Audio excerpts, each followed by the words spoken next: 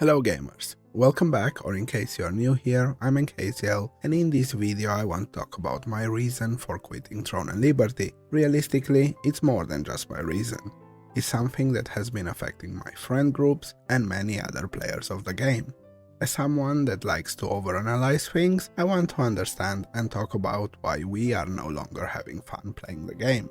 However, I want to make a few things clear. When it comes to Throne and Liberty, just like with other MMOs that I enjoyed before, even if I don't play them actively anymore, I still think they are good games and I had fun at least for a few months.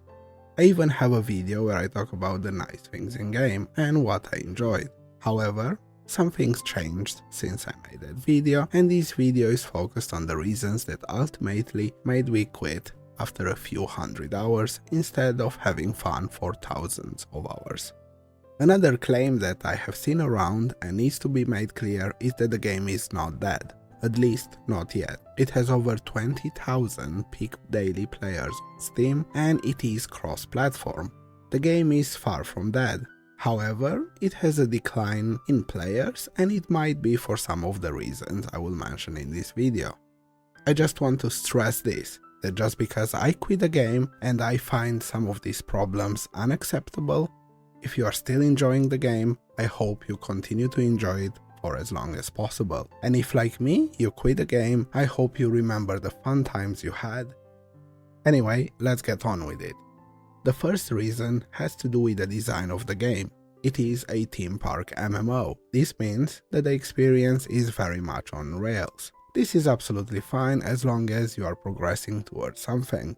But once you have explored what the endgame has to offer and finished one build, the game becomes extremely boring. You are doing the same daily and weekly activities, expanding your build options and exploring the horizontal progression of the game becomes an absolute chore. The problem is that these daily and weekly activities are simply mindless and boring. There's very little content that is engaging. Other MMOs solve this problem by providing an overwhelming amount of activities at different difficulty levels, so you can diversify and explore other things when you get bored. This is not the case with Throne and Liberty. Everything outside the dimensional trial and PvP is fairly brain dead. When talking about PvP, it is quite limited. There is PvP for those that enjoy massive scale PvP, Zerg-like. But for someone like me that prefers either small scale, 10-20 people, or organized PvP like battlegrounds and arenas, the game has very little to offer. The game is balanced around large scale PvP and there are arenas in game, but the balance is absolutely horrendous and there are only a very few select meta builds that are worth playing there, which makes for an unenjoyable experience for the majority of builds. Which brings me to my next point. The biggest reason I stopped playing, the involvement of Amazon Game Studio as publisher has in my opinion made the game considerably worse. Who knows, maybe I would still be enjoying the game if they were not involved. They have proven many times they are extremely incompetent. A few years back, when they were a new studio, we could give them the benefit of the doubt. However, time passed and they learned absolutely nothing. I might even end up making a whole video dedicated to them in the future, but for now let's focus on what they did with Throne and Liberty. Apparently, from player reports, since the Tier 2 expansion, the drop rates on the global version are about 3 times worse than in Korea. We all know that Korean games are grindy, to the point where some people refuse to play them because of this reputation. Now imagine that Amazon Game Studio took a Korean game and made it grindier. It's absolutely ridiculous. They did this to stretch out content, but here we can see why they have absolutely no idea what they are doing. It's better to have less content that is enjoyable than to stretch out content and, as a result, make it unenjoyable for everyone that plays it.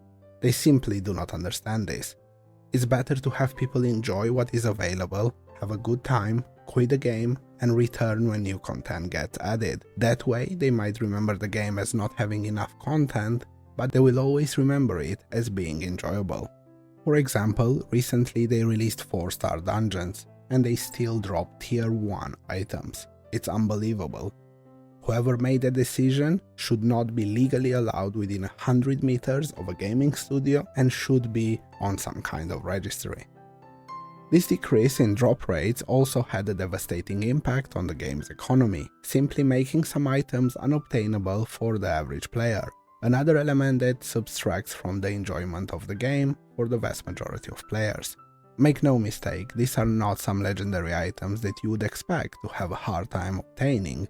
The vast majority of these items are those that enable various builds. The changes they implemented made those builds unavailable, and that sucks. However, AGS is guilty of much more. Almost every week, they break something. These are bugs that did not and do not exist on the Korean version. It's clear that they are messing around with things they do not understand. Sometimes these are small bugs. We had a week where the chat was simply not working. Friend list was broken for months, but they created multiple massive duping bugs that made it possible for people to have infinite Soland, to others that allowed people to craft one of the best items in game for almost free. But the reality is that bugs happen, even game-breaking bugs. It is unfair to crucify them for this. It is something that is sometimes unavoidable. In the case of Throne and Liberty, it could have been avoided if they simply did not mess with the game and just ported things over. Anyway, in my opinion, what is vitally important is how the company responds to these things. Well, AGS almost does not. They act extremely childish, and just like a cat, they try to bury the shit and pretend that it is not happening, or when they do acknowledge that it's happening, they pretend that it is on a much smaller scale. Gaming companies that have any sort of backbone and care even a little bit about their game have zero tolerance policies. There is no middle ground for dealing with abusers and cheaters, and there will never be. For example, if you are caught cheating in Fortnite, they ban you for life. Other MMOs do this. In BDO, any form of cheating results in a permanent suspension. Even accidentally cheating, by pressing a macro button on your keyboard, they do not care. They do not care if the cheater did it for 1 second or for 1 month. The moment they get caught, they get permanently banned. Transparency and communication about these kind of issues is extremely important. Respectable developers acknowledge when they make mistakes and do their best to correct them, as well as punish those that exploit and cheat, or at least they try to do whatever they can. Unlike other gaming studios, when it comes to AGS, they have a maximum tolerance policy. Even when they catch people cheating, most of the time it's just a slap on the wrist. Like for AFK botting that went on for months and people gained massive advantages, for that they got 3-day suspension. People abusing dimensional trials got punished by not getting any end of season rewards, which is a title, but they got to progress one of the most tedious aspects of the game for free. Also, it's worth mentioning that they have no idea how to stop third-party programs that auto-dodge, for example. People are running rampant with them in PvP. They also have the audacity to claim that there are only 2 people that use an exploit to craft archboss weapons for almost free. But those of us that are playing on EU know that this is not true. This bug was spotted within 1 hour of the servers going live, and it was up for almost 2 days. There were potentially hundreds of people on my server alone spamming on how they exploited this bug by the 2nd day, simply because they know that this company does not check chat logs or has any GMs in game. And after all that, AGS has the audacity to make a video and say that there are only 2 people in the whole game that abuse this, according to their investigation. In my time with the game, I have seen multiple dupes and many other examples of abuse, and nobody, or almost nobody to my knowledge, got punished for abusing this. In my opinion, the vast majority of people that exploited or cheated in this game go unpunished, and AGS is the one enabling it. Also, it's important to know that this is not the first game where AGS fails like this. It happened in New World, it happened in Lost Ark. From their actions, or lack thereof, we can safely assume that they are endorsing this kind of behavior, probably because they also achieve their jobs without merit, so they might see themselves in cheaters. If any game published by AGS has any degree of success, it is not because of them, it is in spite of them. They are literally making anything they touch worse. Hopefully one day investors hold them accountable and they end up putting fries in the bag, though I am not sure they are even able to do that properly. They seem to be the kind of people that would mess up your order. To be fair, I'm not saying that everyone that works at AGS is completely incompetent. With New World, for example, we have seen some incredible environmental artists. Sadly, it's just that a lot of the people working there are, including and especially those in the leadership. And the gaming industry would be much better if those people lost their jobs and never worked in the industry again. The thing that really bothers me in games is poorly implemented systems, especially when those systems are made just to extract money. This is something that NCSoft is guilty of, often enough.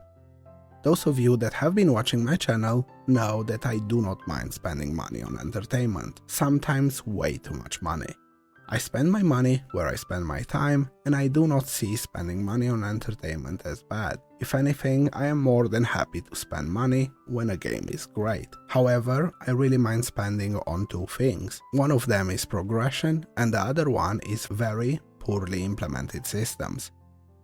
I believe this is the case for the vast majority of gamers out there. Just like recently with games having higher and higher prices, I believe the problem is not the higher price in itself, it is the value proposition. In the vast majority of cases, those games are simply not worth the money they are asking. If you make a great game, money will flow. It's as simple as that. When it comes to Throne and Liberty, this problem is most evident in the transmog and die systems. Armors, weapons and skins have 10, maybe 15 different areas that could be dyed. However, these areas are grouped up into 3-4 options, making it extremely hard to use the dye system and make something that doesn't look like a 5-year-old got loose on it with crayons. It's pathetic, and there is absolutely no reason why this system had to be this bad and poorly implemented. Of course, this is just an example. There are other poorly implemented systems that are made often worse by AGS, making the game tedious and boring.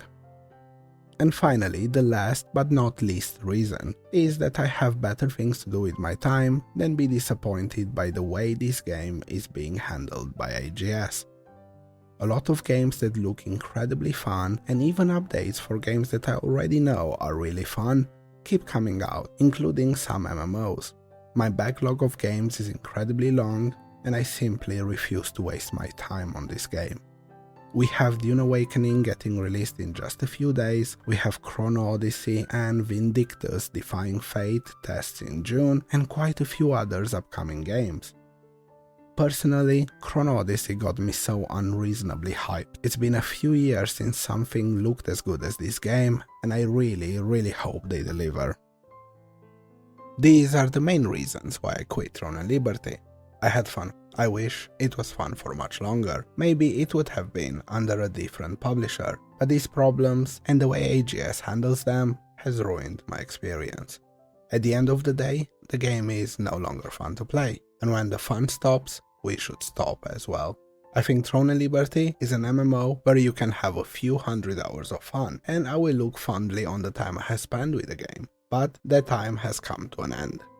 We live in the best time for gaming, and there are so many other games that I can spend my time on and have considerably more fun than in Throne and Liberty. Anyway, if you made it to the end of the video, thanks for watching.